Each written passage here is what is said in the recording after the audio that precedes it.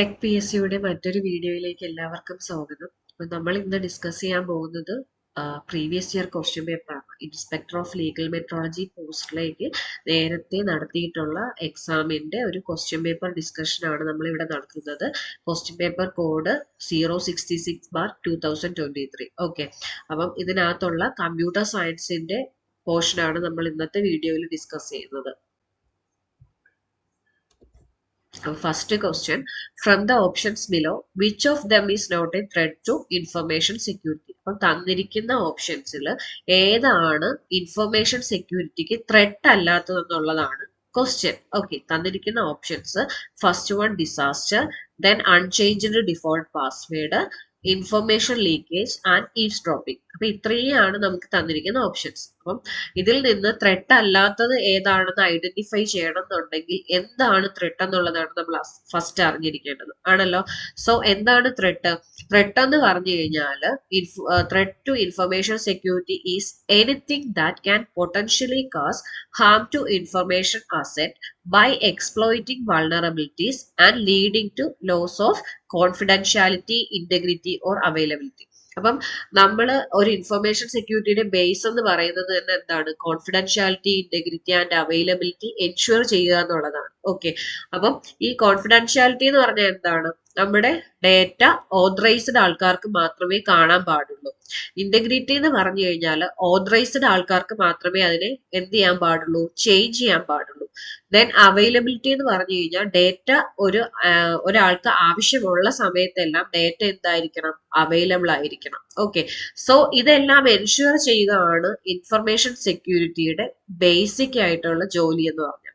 Okay, അപ്പം ഇതിനകത്ത് നമ്മുടെ വൾണറബിലിറ്റി മീൻസ് വീക്ക്നെസ്. ഓക്കെ, ഒരു ഇൻഫർമേഷൻ അസറ്റിലുള്ള ഒരു വീക്ക്നെസ്സിനെ എക്സ്പ്ലോയിറ്റ് ചെയ്ത് കഴിഞ്ഞാൽ ഈ പറയുന്ന ഏതെങ്കിലും കാര്യങ്ങൾ സംഭവിക്കുവാണെങ്കിൽ എന്താണ് നമുക്ക് പറയാം? ഇൻഫർമേഷൻ അസറ്റിന് അതൊരു ഹാം ആണെന്ന് പറയാം. Okay, confidentiality, integrity or availability നമുക്ക് എൻഷുർ ചെയ്യാൻ പറ്റുന്നില്ല എന്നുണ്ടെങ്കിൽ നമ്മുടെ ഇൻഫർമേഷൻ അസറ്റിന് എന്താണ്? അത് ഡേഞ്ചർ ആണ്. സോ അങ്ങനെ ഡേഞ്ചർ ആയിട്ടുള്ള സംഭവങ്ങളെയാണ് നമ്മൾ ത്രെട്ട് എന്ന് പറയുന്നത്. ഓക്കെ, വൾണറബിലിറ്റിയും ത്രെട്ടും രണ്ടാണ്. വൾണറബിലിറ്റി മീൻസ് അതിനുള്ള വീക്ക്നെസ് ആണ്. ആ വീക്ക്നെസ്സിനെ നമ്മൾ എക്സ്പ്ലോയിറ്റ് ചെയ്യുമ്പോഴാണ് എന്ത്? അതിന്റെ ത്രെട്ട് എന്ന് പറയുന്നത്.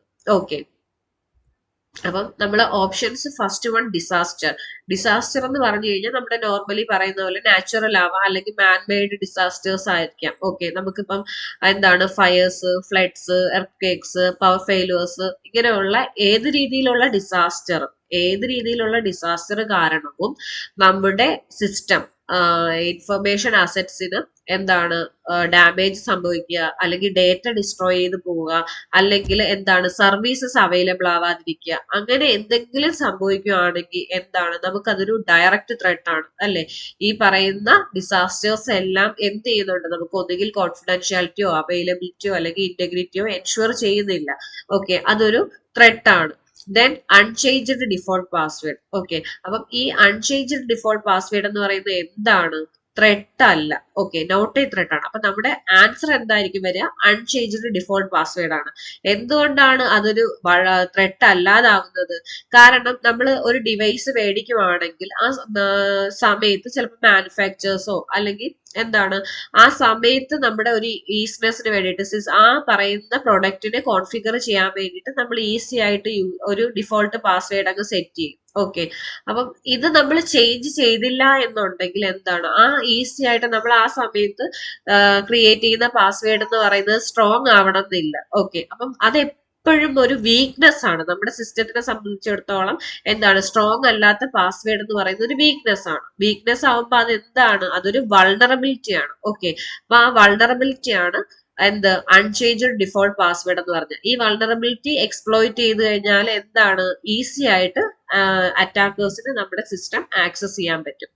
ദെൻ ഇൻഫർമേഷൻ ലീക്കേജ് എന്ന് പറഞ്ഞാൽ എന്താണ്? നമ്മുടെ കോൺഫിഡൻഷ്യൽ അല്ലെങ്കിൽ സെൻസിറ്റീവ് ആയിട്ടുള്ള data exposed to unauthorised users, അതാണ് ഇൻഫർമേഷൻ ലീക്കേജ് എന്ന് പറഞ്ഞത്. ഓക്കെ, അപ്പം നമുക്ക് അറിയാം ഇൻഫർമേഷൻ ലീക്കേജ് എന്ന് പറയുമ്പോൾ തന്നെ എന്താണ്? കോൺഫിഡൻഷ്യാലിറ്റിനെ നമുക്ക് എൻഷുർ ചെയ്യുന്നില്ല. അതുകൊണ്ട് തന്നെ എന്താണ്?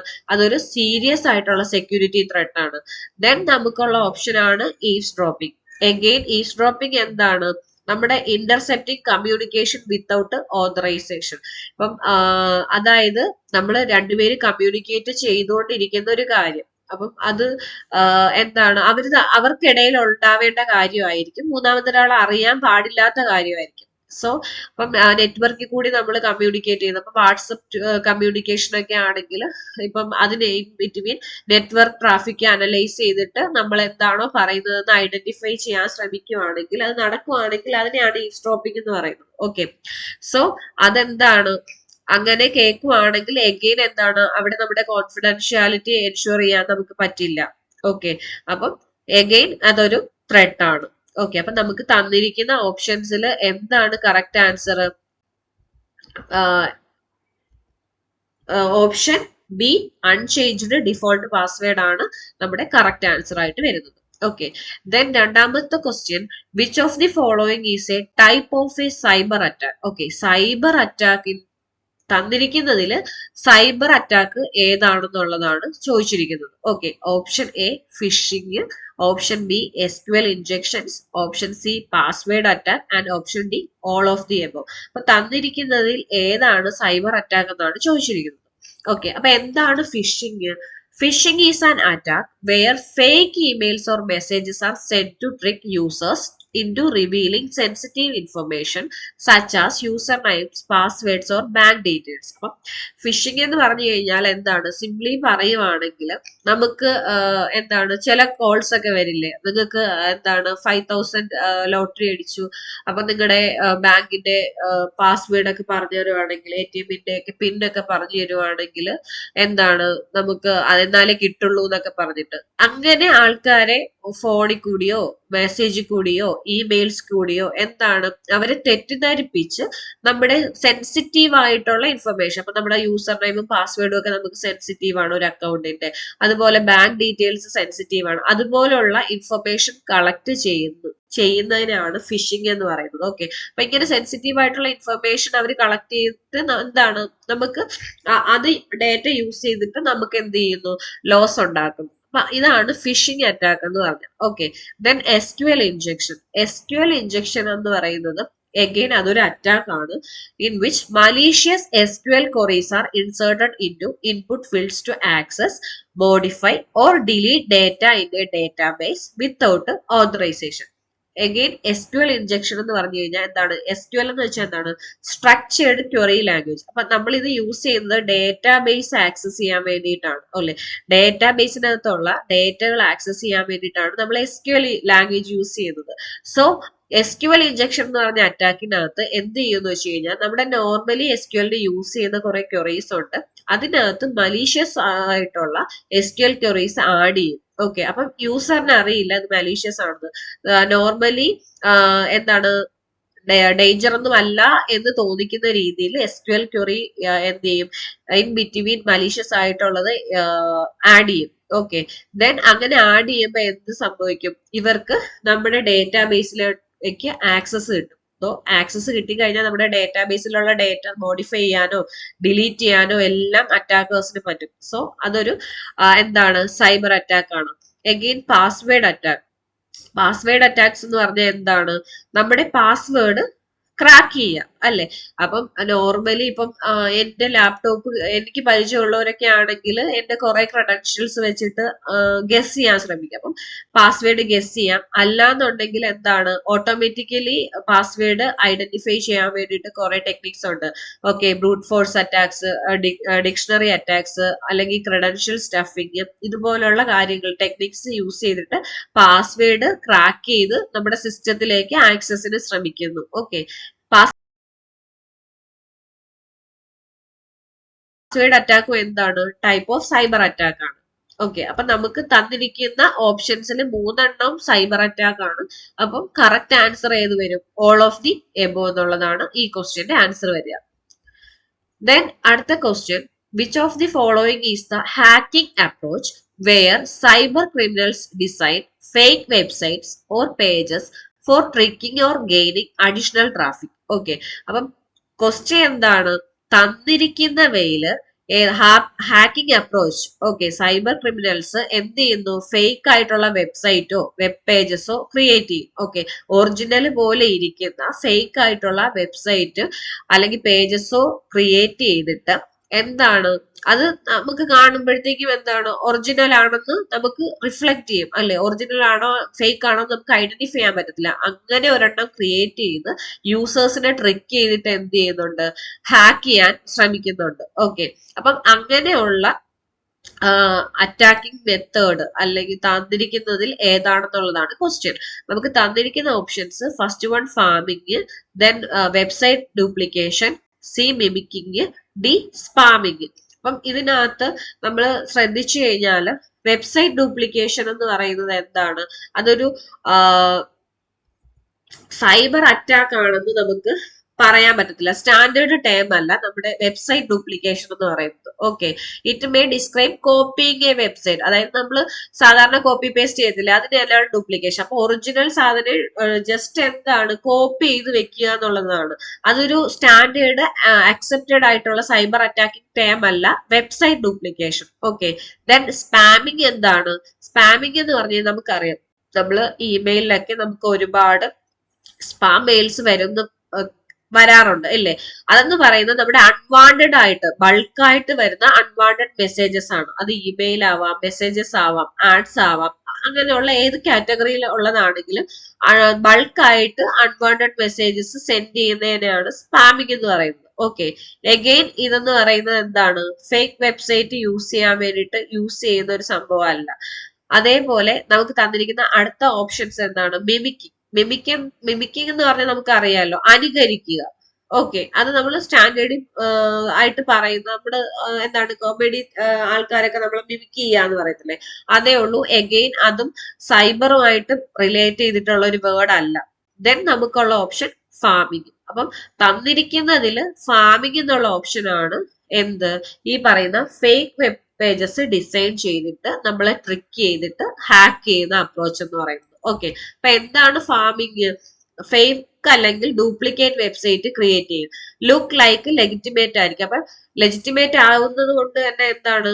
യൂസറിനെ ഐഡന്റിഫൈ ചെയ്യാൻ പറ്റില്ല ഫേക്ക് ആണോ അത് ഒറിജിനൽ ആണോ എന്നുള്ളത്. ഓക്കെ, സോ നമ്മൾ ആ വെബ്സൈറ്റ് യൂസ് ചെയ്യുന്ന സമയത്ത് അതിനകത്ത് നമ്മുടെ കോൺഫിഡൻഷ്യൽ ആയിട്ടുള്ള ഏതെങ്കിലും ക്രെഡൻഷ്യൽസോ ഡേറ്റയോ ഒക്കെ നമ്മൾ ടൈപ്പ് ചെയ്യുന്ന സമയത്ത് എന്താണ്, അല്ലെങ്കിൽ ആ സൈറ്റ് ആക്സസ് ചെയ്യുന്ന സമയത്ത് അറ്റാക്കേഴ്സിന് അതിനൊരു ആക്സസ് കിട്ടും. ഓക്കെ, ദെൻ അടുത്ത ക്വസ്റ്റ്യൻ എന്ന് പറയുന്നത്, A group of hackers who are both white and black hat. അപ്പം നമ്മൾ ഹാക്കേഴ്സിനെ ഡിഫറെന്റ് കാറ്റഗറിയിൽ എന്ത് ചെയ്തിട്ടുണ്ട്? കാറ്റഗറൈസ് ചെയ്തിട്ടുണ്ട്. ഓക്കെ, അപ്പം അതിനെ കുറിച്ചാണ് ഇവിടെ ചോദിക്കുന്നത്. അതില് നമുക്ക് ഉള്ള 2 കാറ്റഗറിയാണ് എന്ത്? വൈറ്റ് ഹാറ്റ് ഹാക്കേഴ്സും ബ്ലാക്ക് ഹാറ്റ് ഹാക്കേഴ്സും. ഓക്കെ, അപ്പൊ ഇതിന് രണ്ടിന്റെയും കൂടെ കോമ്പിനേഷൻ വരുന്ന ഹാക്കിങ്ങിന്റെ ഗ്രൂപ്പ് ഏതെന്നാണ് ചോദിച്ചേക്കുന്നത്. അപ്പൊ നമുക്ക് തന്നിരിക്കുന്ന option yellow hat hackers, grey hat hackers, red hat hackers and white black hat hackers. Okay, അപ്പം എഗെയിൻ എന്താണ് ഈ പറയുന്ന option A, yellow hat hackers എന്ന് പറയുന്ന ഒരു സംഭവം, ആ കളറിൽ നമ്മൾ ഒരു ഹാക്കേഴ്സിനെ നമ്മൾ ഡിസ്ക്രൈബ് ചെയ്യുന്നില്ല. ദെൻ ഗ്രേ ഹാറ്റ് ഹാക്കേഴ്സ് എന്ന് പറഞ്ഞു കഴിഞ്ഞാൽ എന്താണ്? അവരാണ് വൈറ്റ്. നമുക്ക് ചിന്തിക്കുമ്പോൾ അറിയാം, വൈറ്റും ബ്ലാക്കും കൂടെ നമുക്ക് മിക്സ് ചെയ്യുമ്പോൾ ഒരു ഗ്രേ കിട്ടും അല്ലെ? സോ അതേ ആ ഒരു രീതിയിൽ ചിന്തിച്ചു കഴിഞ്ഞാൽ നമുക്ക് ആൻസർ കിട്ടും. എന്താണ് അതെന്ന് പറയുന്നത്?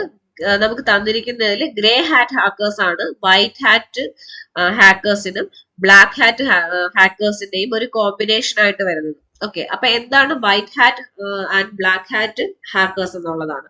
വൈറ്റ് ഹാറ്റ് ഹാക്കേഴ്സ് എന്ന് പറഞ്ഞു കഴിഞ്ഞാൽ ഹാക്കർ തന്നെയാണ്. ഓക്കെ, നമ്മൾക്ക് അറിയാം ഹാക്കിംഗ് എന്ന് പറയുന്നത് അതൊരു ഒഫൻസ് ആണ്, സോ സൈബർ ക്രൈം ആണ്.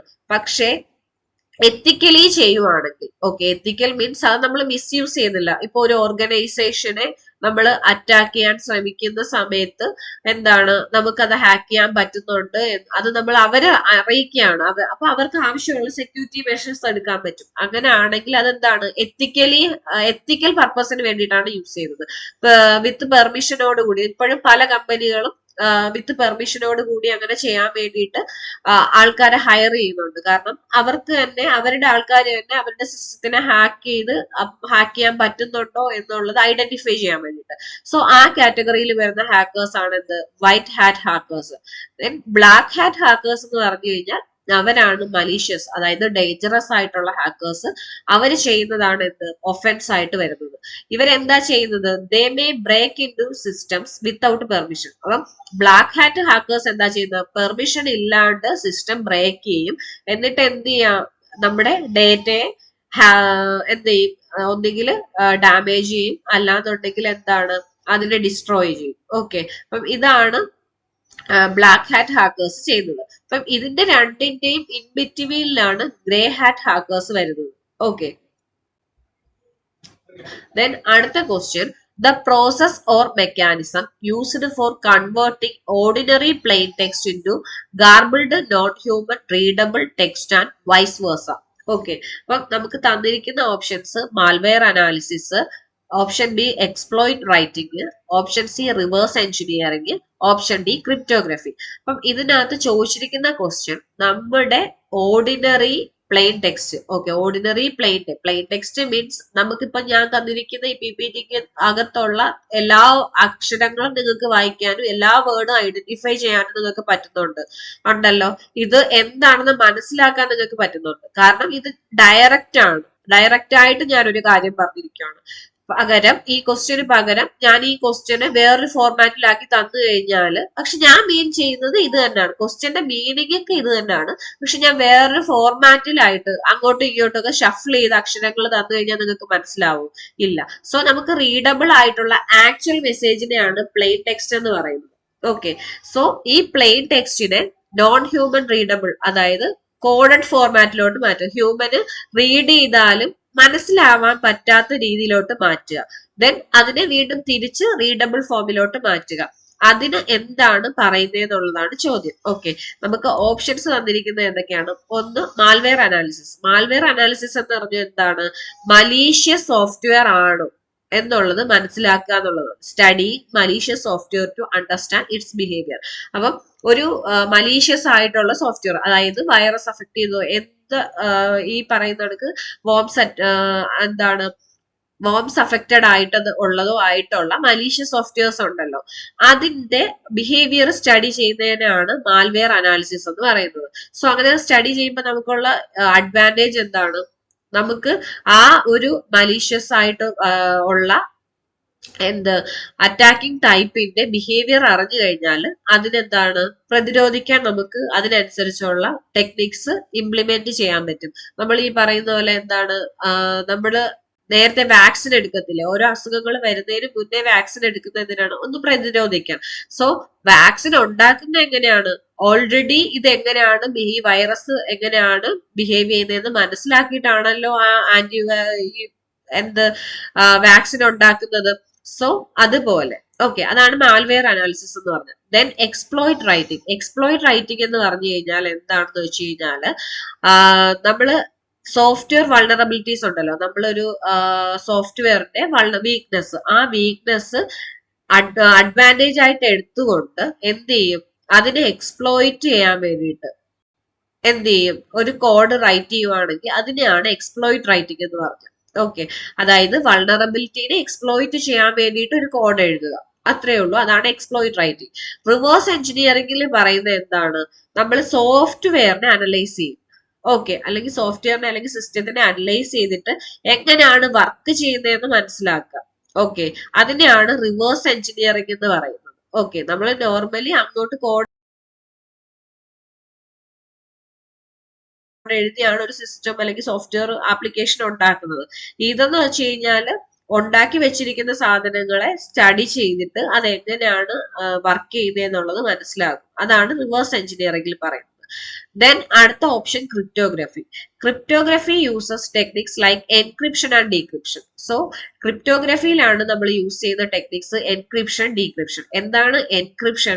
നമ്മളൊരു ഡേറ്റയെ കോഡഡ് ഫോർമാറ്റിലോട്ട് മാറ്റുക എന്നുള്ളതാണ് എൻക്രിപ്ഷൻ കൊണ്ട് ഉദ്ദേശിക്കുന്നത്. അതേപോലെ ഡീക്രിപ്ഷൻ തിരിച്ച് കോഡഡ് ഫോർമാറ്റിലുള്ളതിനെ പ്ലെയിൻ ടെക്സ്റ്റ് ആയിട്ട് മാറ്റുക. ഓക്കെ, അപ്പൊ നമ്മളെ ക്വസ്റ്റ്യൻ എന്താണ്? ഈ പറയുന്ന പോലെ ഓർഡിനറി പ്ലെയിൻ ടെക്സ്റ്റും അതുപോലെ നോൺ റീഡബിൾ ടെക്സ്റ്റിലോട്ടും അങ്ങോട്ടും ഇങ്ങോട്ടും കൺവേർട്ട് ചെയ്യുന്ന മെക്കാനിസം. സോ നമ്മുടെ ആൻസർ ക്രിപ്റ്റോഗ്രഫി ആണ്. സോ ഇങ്ങനെ ചെയ്യുന്ന എന്തിനാണ്? To protect data by making it unreadable to unauthorised users. അപ്പൊ അൺഓതറൈസ്ഡ് യൂസേഴ്സ് ഇതിനെ ആക്സസ് ചെയ്താലും ഇവർക്ക് മനസ്സിലാവില്ല കോഡഡ് ഫോമിൽ ആയതുകൊണ്ട്. സോ അങ്ങനെ ഡേറ്റയെ പ്രൊട്ടക്ട് ചെയ്യാൻ വേണ്ടിയിട്ടാണ് ക്രിപ്റ്റോഗ്രഫി എന്നുള്ള ടെക്നിക്ക് നമ്മൾ യൂസ് ചെയ്യുന്നത്. ദെൻ അടുത്ത question, dash passwords are the next level of security. Okay, തന്നിരിക്കുന്ന ഓപ്ഷൻസ് ബയോസ്, സിമോസ്, എസ്മോസ്. ദെൻ എന്താണ്? ബയോസിന്റെ തന്നെ അങ്ങോട്ടും ഇങ്ങോട്ടും ഷഫിൾ ചെയ്ത് ലെറ്റേഴ്സ് ഷഫിൾ ചെയ്ത് തന്നിരിക്കുകയാണ് ആണല്ലോ. അപ്പം ഇതിൽ ഏതാണ് ഓപ്ഷൻ ആൻസർ ആയിട്ട് വരുന്നത്? Option A BIOS. Okay, BIOS എന്ന് പറയുന്നത് എന്താണ്? A BIOS password restricts access to the system settings and prevents unauthorized booting, adding a security layer beyond the operating system password. അപ്പൊ നമ്മുടെ സിസ്റ്റത്തിലോട്ട് ആക്സസ് ചെയ്യാൻ വേണ്ടി നമ്മൾ സിസ്റ്റത്തിൽ പാസ്വേഡ് സെറ്റ് ചെയ്യാറുണ്ട് അല്ലെ? OS നമ്മുടെ ഓപ്പറേറ്റിംഗ് സിസ്റ്റം ബൂട്ടായി വന്നതിന് ശേഷമാണ് നമ്മൾ എന്ത് ചെയ്യുന്നത്? ആ പാസ്വേഡ് യൂസ് ചെയ്യുന്നത്. പക്ഷേ കമ്പ്യൂട്ടർ സ്റ്റാർട്ട് ചെയ്യുന്ന സമയത്ത്, അതായത് ബൂട്ടിംഗ് പ്രോസസ്സ് നടക്കുമ്പോൾ തന്നെ നമ്മുടെ സിസ്റ്റത്തിന് ഒരു പ്രൊട്ടക്ഷൻ വേണം. ഓക്കെ, അതിനാണ് നമ്മൾ ബയോസ് പാസ്വേഡ് യൂസ് ചെയ്യുന്നത്. സോ അഡീഷണൽ സെക്യൂരിറ്റി പ്രൊവൈഡ് ചെയ്യുന്നത് എന്താണ്? ബയോസ് ആണ്. സിമോസ് എന്ന് പറഞ്ഞാൽ നമ്മുടെ ഇലക്ട്രോണിക്സിൽ നമ്മൾ യൂസ് ചെയ്യുന്ന ഒരു ടെക്നോളജിയാണ്. ദെൻ അഗൈൻ അടുത്ത രണ്ട് വേർഡ്സും നമ്മൾ യൂസ് ചെയ്യുന്നില്ല. ഓക്കെ,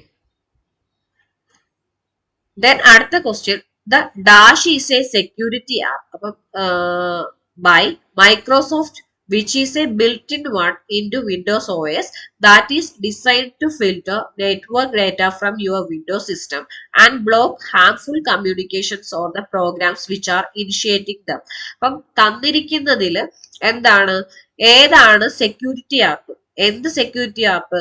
മൈക്രോസോഫ്റ്റിന്റെ. ഓക്കെ, വിൻഡോസ് OSല് ബൈ ഡിഫോൾട്ട് ബിൽറ്റിൻ ആയിട്ട് മൈക്രോസോഫ്റ്റ് തന്നിരിക്കുന്ന സെക്യൂരിറ്റി ആപ്പ് ഏതെന്നുള്ളതാണ് ചോദ്യം. ഓക്കെ, അപ്പൊ ആ സെക്യൂരിറ്റി ആപ്പിന്റെ പ്രത്യേകതയും അവർ പറയുന്നുണ്ട്.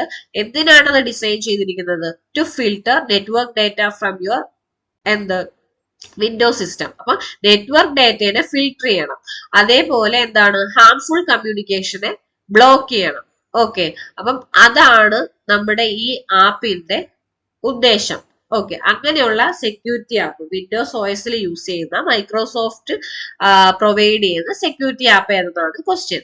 നമുക്ക് തന്നിരിക്കുന്ന options Windows security essentials, Windows firewall, Windows app blocker, Windows 10.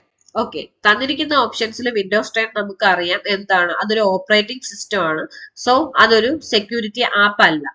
Again Windows security essentials എന്ന് പറയുന്നത് എന്താണ്?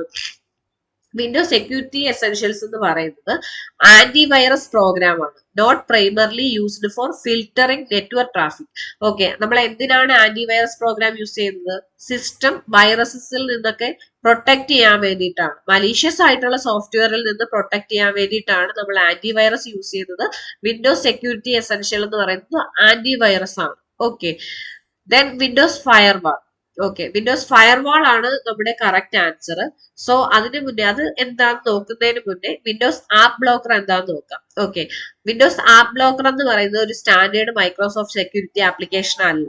അതാണ് നമ്മൾ ആദ്യം മനസ്സിലാക്കേണ്ടത്. വിൻഡോസ് ആപ്പ് ബ്ലോക്കർ എന്ന് പറയുന്ന സ്റ്റാൻഡേർഡ് ആയിട്ടുള്ള ഒരു സെക്യൂരിറ്റി ആപ്ലിക്കേഷൻ ഇല്ല. വിൻഡോസ് 10 എന്ന് പറയുന്നത് എന്താണ്? ഒരു ഓപ്പറേറ്റിംഗ് സിസ്റ്റം ആണ്, സെക്യൂരിറ്റി ആപ്ലിക്കേഷൻ അല്ല. വിൻഡോസ് സെക്യൂരിറ്റി എസെൻഷ്യൽ ഒരു ആന്റിവൈറസ് പ്രോഗ്രാം ആണ്. അപ്പം നമ്മുടെ 3 ഓപ്ഷൻസ് നമുക്ക് എലിമിനേറ്റ് ചെയ്യാം. ദെൻ നമ്മുടെ ഫൈനൽ ആൻസർ എന്ന് പറയുന്നത് എന്താണ്? Windows firewall. ഓക്കെ, അപ്പൊ എന്താണ് വിൻഡോസ് ഫയർവാൾ ചെയ്യുന്നത്? നമ്മൾ വിൻഡോസ് ഫയർവാളിൽ ചെയ്യുന്നത് എന്താന്ന് വെച്ച് കഴിഞ്ഞാൽ നമ്മുടെ നെറ്റ്വർക്ക് കണക്ഷനിലുള്ള എല്ലാ നമുക്ക് കണക്ഷൻ എന്ന് പറയുമ്പോൾ തന്നെ നമുക്ക് കണ്ടിന്യൂസ് ആയിട്ട് സിഗ്നൽ വന്നുകൊണ്ടിരിക്കുമായിരിക്കും ആണല്ലോ. സോ ഇത് മോണിറ്റർ ചെയ്യുക. മോണിറ്റർ ചെയ്തതിന് ശേഷം അതിനെ കൺട്രോൾ ചെയ്യുക. Okay, controls network data based on security rules. Firewall നമ്മൾ ഇൻസ്റ്റാൾ ചെയ്യുമ്പം അല്ലെങ്കിൽ എന്താണ് ഇംപ്ലിമെന്റ് ചെയ്യുന്ന സമയത്ത് തന്നെ സെറ്റ് ഓഫ് റൂൾസ് വെച്ചിട്ടുണ്ടായിരിക്കും. ആ സെക്യൂരിറ്റി റൂൾസിനെ ബേസ് ചെയ്തിട്ട് നെറ്റ്വർക്ക് ഡേറ്റ മോണിറ്റർ ചെയ്യുകയും കൺട്രോൾ ചെയ്യുകയും ചെയ്യുകയാണ് വിൻഡോസ് ഫയർവാൾ ചെയ്യുന്നത്. സോ ഇങ്ങനെ ചെയ്യുമ്പോൾ എന്താണ്, മലീഷ്യസ് ആയിട്ടുള്ള എന്തെങ്കിലും നെറ്റ്വർക്ക് ആക്സസ് വരുവാണെങ്കിൽ, നെറ്റ്വർക്ക് ട്രാഫിക് വരുവാണെങ്കിൽ എന്താണ്, വിൻഡോസ് ഫയർവാളിന് ബ്ലോക്ക് ചെയ്യാൻ പറ്റും. ദസ് അപ്പൊ എന്താണ് സംഭവിക്കുന്നത്, അൺഓതറൈസ്ഡ് ആക്സസിൽ നിന്നുള്ള പ്രൊട്ടക്ഷൻ പ്രൊവൈഡ് ചെയ്യും. ഓക്കെ, അപ്പൊ നമ്മുടെ ആൻസർ വിൻഡോസ് ഫയർവാൾ ആണ് മൈക്രോസോഫ്റ്റിന്റെ ഡിഫോൾട്ട് ആയിട്ടുള്ള എന്ത് നെറ്റ്വർക്ക് ട്രാഫിക്കിങ് മോണിറ്റർ ചെയ്യാൻ വേണ്ടിയിട്ട്, കൺട്രോൾ ചെയ്യാൻ വേണ്ടിയിട്ട് യൂസ് ചെയ്യുന്ന ആപ്പ് എന്ന് പറയുന്നത്. ദെൻ അടുത്ത ക്വസ്റ്റ്യൻ എന്ന് പറഞ്ഞു കഴിഞ്ഞാൽ എന്താണ്, ഇത്രയും നമ്മൾ കുറെ നോക്കിയത് സൈബർ സെക്യൂരിറ്റി റിലേറ്റഡ് ക്വസ്റ്റ്യൻസ് ആണ്. ഇനി നമ്മൾ നോക്കുന്നത് എന്താണ്, the gutter margin refers to. Okay, അപ്പൊ ഇത് ഏത് ടോപ്പിക്കിൽ നിന്നാണ് വരുന്നത് എന്നുള്ളതാണ് ഓക്കെ നോക്കേണ്ടത്. The gutter margin refers to എന്താണ്, margin that is added to the left margin when printing. Print ചെയ്യുന്ന സമയത്ത് ലെഫ്റ്റ് സൈഡിൽ ആഡ് ചെയ്യുന്ന മാർജിൻ ആണോ? ഓപ്ഷൻ ബി എന്താണ്, പ്രിന്റ് ചെയ്യുന്ന സമയത്ത് റൈറ്റ് സൈഡിൽ ആഡ് ചെയ്യുന്നത് മാർജിൻ. അതുപോലെ ഓപ്ഷൻ സി എന്താണ്, margin that is added to the binding side of the page when printing. Print ചെയ്യുന്ന സമയത്ത് ബൈൻഡിങ് സൈഡിൽ ആഡ് ചെയ്യുന്ന പേജ് ആണ് മാർജിൻ ആണ്. അല്ല, ഓപ്ഷൻ ഡി എന്ന് പറയുന്നത് margin that is added to the outside of the page when printing. Print ചെയ്യുന്ന സമയത്ത് പേജിന്റെ ഔട്ട്സൈഡിൽ ആഡ് ചെയ്യുന്ന മാർജിൻ. സോ ഇതിനകത്ത് ഓപ്ഷൻ സി ആണ് ആൻസർ. ഓക്കെ, അപ്പൊ എന്താണ് ഗട്ടർ മാർജിൻ, നമ്മള് ബൈൻഡിങ് സൈഡിൽ എക്സ്ട്രാ ആഡ് ചെയ്യുന്ന സ്പേസ് മാർജിനെയാണ് എന്ന് പറയുന്നത് ഗട്ടർ മാർജിൻ എന്ന് പറയുന്നത്. ഓക്കെ, അപ്പം അത് നമ്മൾ ലെഫ്റ്റ് ഓർ റൈറ്റ് ആവാം ഡിപ്പെൻഡിങ് ഓൺ ബൈൻഡിങ് എവിടെയാണോ ചെയ്യുന്നത് അതിനെ ബേസ് ചെയ്തിട്ട് ലെഫ്റ്റിലാവാം അല്ലെങ്കിൽ റൈറ്റിലാവാം. ഓക്കെ, അപ്പം ഇത് എന്തിനാണ് ചെയ്യുന്നത്, to ensure that text is not hidden or cut off when pages are bound together. അപ്പം ബൈൻഡ് ചെയ്യുന്ന സമയത്ത് പേജസോ ടെക്സ്റ്റോ ഒന്നും കട്ടായി പോകാതിരിക്കാൻ വേണ്ടിയിട്ടാണ് ഗട്ടർ മാർജിൻ കൊടുക്കുന്നത്. Extra space added on the binding side ആണ് എന്ത്, ഗട്ടർ മാർജിൻ. അപ്പൊ ഗട്ടർ മാർജിൻ എന്തെന്നാണ് ചോദിച്ചിരിക്കുന്നത്, ഓപ്ഷൻ സി ആണ് കറക്റ്റ് ആൻസർ. ദെൻ അടുത്ത question, an example of email utility. അപ്പം നമുക്ക് ഇമെയിൽ ആക്സസ് ചെയ്യാൻ വേണ്ടിയിട്ട് നമ്മൾ യൂസ് ചെയ്യുന്ന ആപ്ലിക്കേഷൻ ഏതെന്നാണ് ചോദിച്ചിരിക്കുന്നത് തന്നിരിക്കുന്നതിൽ. ഫസ്റ്റ് ഓപ്ഷൻ വേർഡ് നമുക്ക് കേൾക്കുമ്പോഴേ അറിയാം എന്താണ്, നമ്മൾ ഡോക്യുമെന്റ് ടൈപ്പ് ചെയ്യാൻ വേണ്ടിയിട്ട് യൂസ് ചെയ്യുന്ന ഒരു ആപ്ലിക്കേഷൻ ആണ് വേർഡ്. ദെൻ ഔട്ട്ലുക്ക് ആണ് നമ്മൾ മെയിൽ യൂട്ടിലിറ്റി. ഓക്കെ, അത് ഡിഫോൾട്ട് ആയിട്ട് നമുക്കുള്ള ഒരു എന്താണ് മെയിൽ യൂട്ടിലിറ്റി ആണ്. ദെൻ എന്താണ് എക്സ്പ്ലോറർ എന്ന് പറഞ്ഞു കഴിഞ്ഞാൽ നമ്മുടെ ഫയൽ അറേഞ്ച്മെന്റിനൊക്കെ വേണ്ടിയിട്ട് യൂസ് ചെയ്യുന്നതാണ്. ഓക്കെ, ദെൻ എക്സൽ നമുക്ക് എഗെയിൻ അറിയാം, ഒരു സ്പ്രെഡ്ഷീറ്റ് ടാബുലാർ ഫോമിൽ നമുക്ക് ഡേറ്റ സ്റ്റോർ ചെയ്യാനും കാൽക്കുലേറ്റ് ചെയ്യാനും വേണ്ടിയിട്ട് യൂസ് ചെയ്യുന്നതാണ് എക്സൽ. അപ്പൊ ഇതിനകത്ത് ഔട്ട്ലുക്ക്, ഓപ്ഷൻ ബി ഔട്ട്ലുക്ക് ആണ് നമ്മുടെ ഇമെയിൽ യൂട്ടിലിറ്റി. ഓക്കെ, ദെൻ അടുത്ത ക്വസ്റ്റ്യൻ, സ്പ്രെഡ്ഷീറ്റ് കാനോട്ട്. ഓക്കെ, അപ്പൊ തന്നിരിക്കുന്ന options, do calculations, B plot graphs, C create graphics, D plot chart. അപ്പം ഇതിനകത്ത് തന്നിരിക്കുന്നതിൽ ഏതാണ് സ്പ്രെഡ്ഷീറ്റിന് ചെയ്യാൻ പറ്റാത്തത് എന്നുള്ളതാണ് ക്വസ്റ്റ്യൻ. അപ്പൊ ഏതാണ് നമുക്ക് തന്നിരിക്കുന്നതില് സ്പ്രെഡ്ഷീറ്റിന് എന്ത് ചെയ്യാൻ പറ്റും, കാൽക്കുലേഷൻസ് ചെയ്യാൻ പറ്റും. Okay, then plot graphs base നമ്മൾ കൊടുക്കുന്ന ഡേറ്റ അനുസരിച്ച് പ്ലോട്ട് ചെയ്യാൻ പറ്റും. അതുപോലെ ചാർട്ടും ഈ പറയുന്ന സ്പ്രെഡ്ഷീറ്റിന് എന്ത് ചെയ്യാൻ പറ്റും, പ്ലോട്ട് ചെയ്യാൻ പറ്റും. പക്ഷേ ഗ്രാഫിക്സ് ക്രിയേറ്റ് ചെയ്യാൻ സ്പ്രെഡ്ഷീറ്റിന് പറ്റില്ല. ഓക്കെ, അപ്പം നമുക്ക് തന്നിരിക്കുന്ന ഓപ്ഷൻസിൽ ഓപ്ഷൻ സി ക്രിയേറ്റ് ഗ്രാഫിക്സ് എന്നുള്ളതാണ് ആൻസർ. സ്പ്രെഡ്ഷീറ്റിന് ഗ്രാഫിക്സ് ക്രിയേറ്റ് ചെയ്യാൻ പറ്റില്ല. ഓക്കെ, അപ്പം ഇത്രയാണ് കമ്പ്യൂട്ടർ സയൻസ് എന്ന് പറയുന്ന ടോപ്പിക്കിനകത്തുനിന്ന് ഓക്കെ എടുത്ത് ചോദിച്ചിരിക്കുന്ന 10 ക്വസ്റ്റ്യൻസ്. ഓക്കെ, ഇത്രയും ക്ലിയർ ആണെന്ന് വിചാരിക്കുന്നു. അപ്പം നെക്സ്റ്റ് വീഡിയോയിൽ മറ്റൊരു ടോപ്പിക്കുമായിട്ട് കാണാം. Thank you.